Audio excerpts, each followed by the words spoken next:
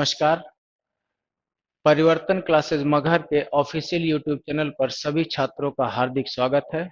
भारतीय राज्य व्यवस्था के अंतर्गत हम चर्चा कर रहे थे भारतीय संविधान सभा के गठन तथा भारतीय संविधान निर्माण की प्रक्रिया पर। इसी के अंतर्गत आज हम चर्चा करेंगे प्रारूप समिति पर तथा संविधान निर्माण पर। तो प्रारूप समिति पर चर्चा शुरू करते हैं। प्रारूप समिति का गठन संविधान सभा के पांचवें अधिवेशन में 29 अगस्त 1947 को डॉक्टर अंबेडकर की अध्यक्षता में किया गया था। इस प्रारूप समिति में कुल 7 सदस्य थे। यानी प्रारूप समिति के अध्यक्ष थे डॉक्टर भीमराव अंबेडकर और इसका गठन संविधान सभा के पांचवें अधिवेशन में 29 अगस्त 1947 को किया गया था। इसके 7 सदस्य थे डॉक्टर भीमराव अंबेडकर जो इस प्रारूप समिति के अध्यक्ष थे। दूसरे सदस्य थे ए के अय्यर। तीसरे के एम मुंशी जो एकमात्र कांग्रेसी थे। चौथे सदस्य थे एन जी आयंगर तथा पांचवें सदस्य मोहम्मद सदाउल्लाह थे जो प्रारूप समिति में मुस्लिम लीग के सदस्य थे। छठवें सदस्य के रूप में बी एन मित्तर को चुना गया था, लेकिन थोड़े दिनों बाद बी एल मित्तर ने अपनी सदस्यता से त्याग पत्र दे दिया और उनके स्थान पर एम माघवा राव को प्रारूप समिति का सदस्य बनाया गया तथा 7वें सदस्य के रूप में डीपी खेतान का चुनाव हुआ, लेकिन 1948 में इनकी मृत्यु हो गई और इनकी मृत्यु के बाद टी एल कृष्णाभिचारी को प्रारूप समिति का सदस्य बनाया गया। इस प्रकार प्रारूप समिति का गठन पांचवें अधिवेशन में 29 अगस्त 1947 को किया गया। प्रारूप समिति के अगर कार्य की बात करें तो प्रारूप समिति का प्रमुख कार्य था वी एन राव द्वारा बनाए गए संविधान के प्रारूप पर विचार करना। यानी अगर सवाल पूछा जाएगा कि प्रारूप समिति का मुख्य कार्य क्या था, तो प्रारूप समिति का मुख्य कार्य था परामर्श शाखा के द्वारा तैयार किए गए संविधान के प्रारूप पर विचार करना। इस परामर्श शाखा के अध्यक्ष थे बी एन राव जो संविधान सभा के संवैधानिक सलाहकार भी थे। अगर बात की जाए प्रारूप समिति के सदस्यों पर, तो प्रारूप समिति के सदस्यों में 2 लोगों को छोड़कर, ये टाइपिंग की गड़बड़ी है, 2 लोग, एक के एम मुंशी तथा मोहम्मद सदाउल्लाह को छोड़ करके बाकी सभी सदस्य निर्दलीय थे। यानी अगर आपसे सवाल पूछा जाएगा कि प्रारूप समिति में कितने सदस्य निर्दल थे, तो प्रारूप समिति में 2 सदस्यों को छोड़कर एक के एम मुंशी जो एकमात्र कांग्रेसी सदस्य थे तथा दूसरे मोहम्मद सदाउल्लाह जो मुस्लिम लीग से थे, इनको छोड़ करके बाकी सभी 5 सदस्य निर्दल थे। बी एन राव तथा एस एन मुखर्जी को संवैधानिक परामर्शदाता तथा मुख्य सलाहकार के रूप में सम्मिलित किया गया था प्रारूप समिति में। यानी प्रारूप समिति का मुख्य परामर्शदाता कौन थे, तो मुख्य परामर्शदाता थे बी एन राव तथा एस एन मुखर्जी। प्रारूप समिति की पहली बैठक उसके अगले दिन यानी 30 अगस्त 1947 को हुई थी। प्रारूप सवाल पूछा जाता है कि प्रारूप समिति की प्रथम बैठक कब हुई थी, तो प्रारूप समिति की प्रथम बैठक 30 अगस्त 1947 को हुई थी। इसमें प्रारूप समिति द्वारा 21 फरवरी 1948 को अपनी रिपोर्ट प्रकाशित की गई थी।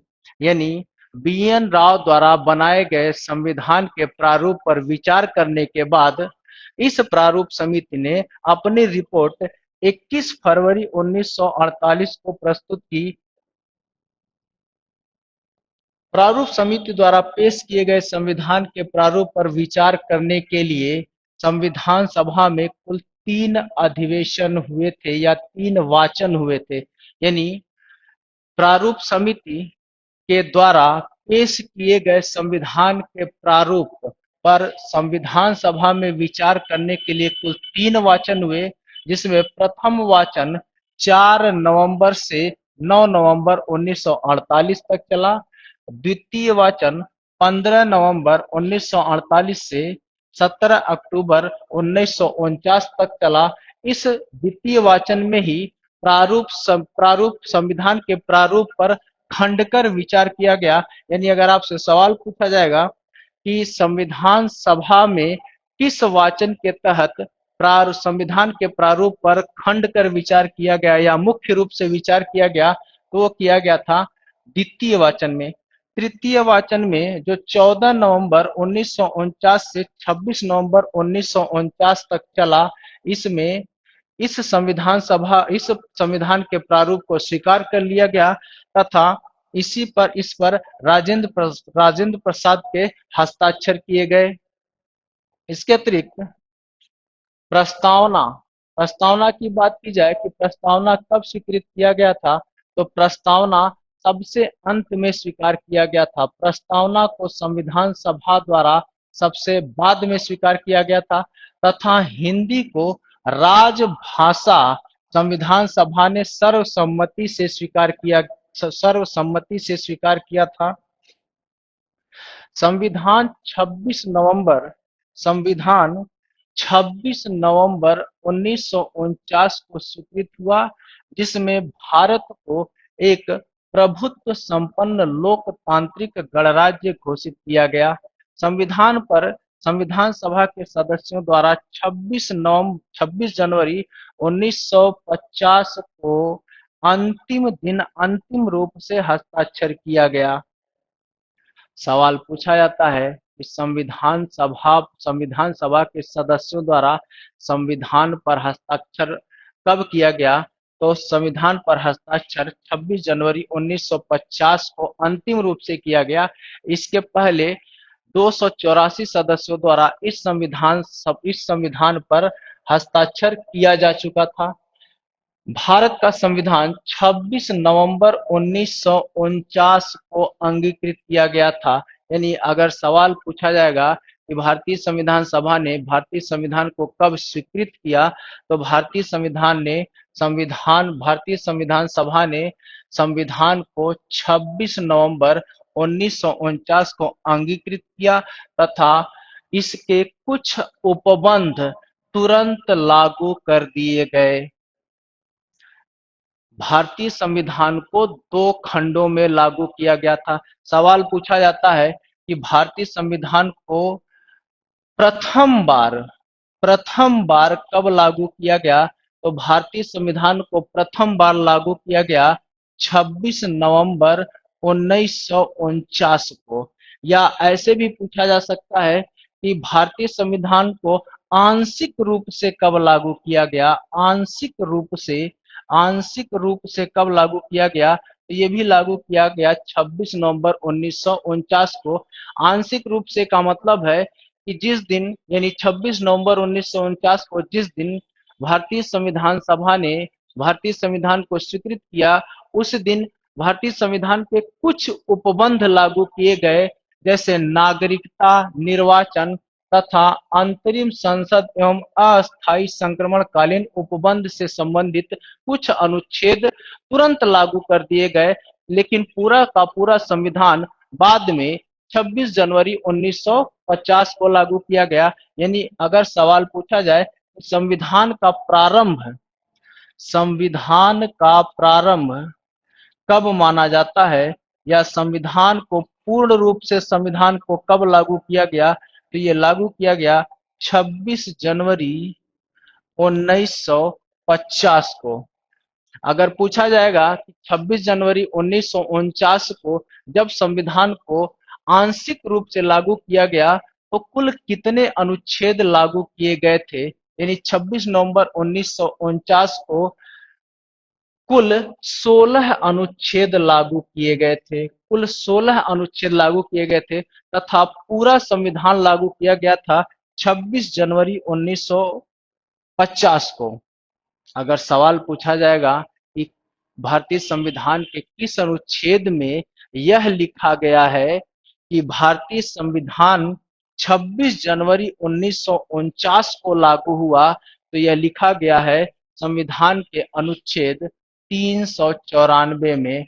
अनुच्छेद या आर्टिकल 394 में यह स्पष्ट रूप से लिखा गया है कि इस संविधान को आंशिक रूप से 26 नवंबर 1949 को लागू किया जाता है तथा यह पूर्ण रूप से 26 जनवरी 1950 को लागू होगा, जिसे प्रारंभ की तिथि माना जाएगा। यानी अगर आपसे सवाल पूछा जाएगा कि भारतीय संविधान के प्रारंभ की तिथि क्या है, तो उसके प्रारंभ की तिथि है 26 जनवरी 1950। अब सवाल उठता है कि ऐसा निर्णय क्यों लिया गया, यानी भारतीय संविधान को पूर्ण रूप से 26 जनवरी 1950 को ही क्यों लागू किया गया। तो इसके बारे में यह कहा जाता है कि छब 1929 के लाहौर अधिवेशन में, 1929 का कांग्रेस का लाहौर अधिवेशन हुआ था। इस लाहौर अधिवेशन में कांग्रेस ने प्रत्येक वर्ष प्रत्येक वर्ष 26 जनवरी को 1929 के लाहौर अधिवेशन में, कांग्रेस के लाहौर अधिवेशन में कांग्रेस ने यह निर्णय लिया था, या कांग्रेस द्वारा निर्णय लिया गया कि प्रत्येक वर्ष 26 जनवरी को स्वतंत्रता दिवस मनाया जाएगा। यानी प्रत्येक वर्ष 26 जनवरी को स्वतंत्रता दिवस मनाने का निर्णय लिया गया कांग्रेस द्वारा। कब? तो 1929 के लाहौर अधिवेशन में। और ऐसा प्रथम स्वतंत्रता दिवस मनाया गया 26 जनवरी 1930 को। प्रथम स्वतंत्रता दिवस मनाया गया 26 जनवरी 1930 को। लेकिन भारत स्वतंत्र हुआ 15 अगस्त 1947 को, और स्वतंत्रता दिवस मनाया जाने लगा 15 अगस्त को प्रत्येक वर्ष। लेकिन 26 जनवरी की अपनी महत्ता थी, और इसकी महत्ता को बनाए रखने के लिए संविधान सभा द्वारा यह निर्णय लिया गया कि पूरे के पूरे संविधान को 26 जनवरी को लागू किया जाए, ताकि 26 जनवरी की जो हिस्टोरिकल इम्पोर्टेंस है, ऐतिहासिक महत्ता है, वह बनी रहे। और उस दिन यानी 26 जनवरी को जब संविधान पूरी तरह से लागू किया गया, 26 जनवरी को संविधान पूरी तरह से जब लागू किया गया, तो उस तिथि को भारत गणतंत्र घोषित हो गया। इसलिए हम प्रत्येक वर्ष 26 जनवरी को गणतंत्र दिवस के रूप में मनाते हैं। गणतंत्र का अर्थ होता है कि ऐसा देश जिसका राष्ट्राध्यक्ष प्रत्यक्ष या अप्रत्यक्ष रूप से जनता द्वारा निर्वाचित किया जाता है, ऐसे देश को गणतंत्र देश कहा जाता है। तो इस प्रकार मुख्य भाग अर्थात पूरा संविधान 26 जनवरी 1950 को लागू किया गया, जिसे प्रारंभ की तिथि कहा जाता है। आगे हम लोग देखते हैं संविधान सभा के कुछ अन्य महत्वपूर्ण कार्य। संविधान सभा के कुछ अन्य महत्वपूर्ण कार्य, जिसमें संविधान सभा का एक महत्वपूर्ण कार्य था राष्ट्रीय ध्वज का अंगीकरण। राष्ट्रीय ध्वज का अंगीकरण 22 जुलाई 1947 को किया गया था। यह सवाल महत्वपूर्ण है और बार बार पूछा जाता है कि भारतीय संविधान द्वारा राष्ट्रीय ध्वज को कब अंगीकृत किया गया। तो यह अंगीकृत किया गया 22 जुलाई 1947 को। और अगर पूछा जाएगा कि किस संविधान सभा के किस अधिवेशन में किया गया, तो राष्ट्रीय ध्वज का अंगीकरण 22 जुलाई 1947 को संविधान सभा के चौथे अधिवेशन में किया गया था। चौथे अधिवेशन में। अगर बात करें संविधान सभा के कुल अधिवेशनों की, तो संविधान सभा के कुल 12 अधिवेशन हुए थे। लेकिन सवाल पूछा जाता है कि संविधान निर्माण के लिए संविधान सभा के कुल कितने अधिवेशन हुए थे। तो संविधान निर्माण के लिए संविधान सभा के केवल 11 अधिवेशन हुए थे। हम एक एक करके सभी अधिवेशनों पर चर्चा करते हैं।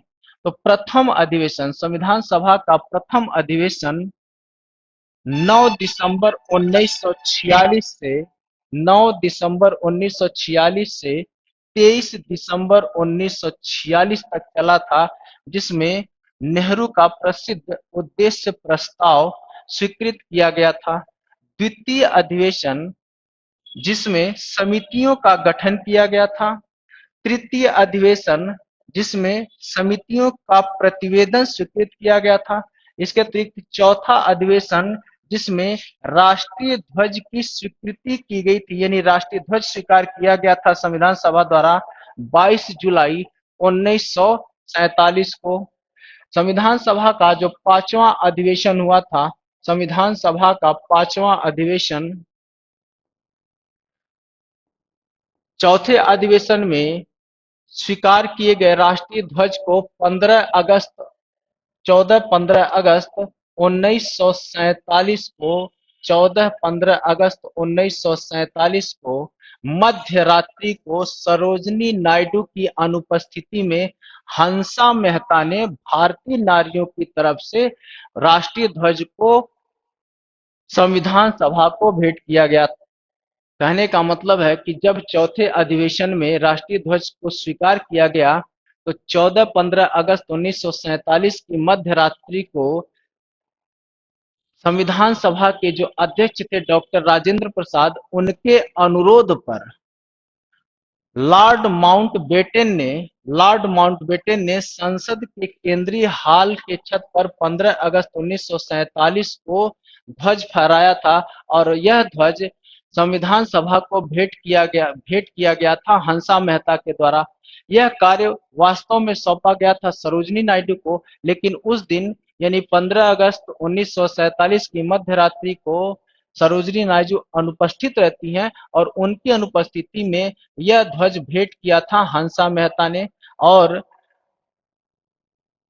और माउंटबेटन ने इस ध्वज को 15 अगस्त 1947 को केंद्रीय हॉल की छत पर फहराया था।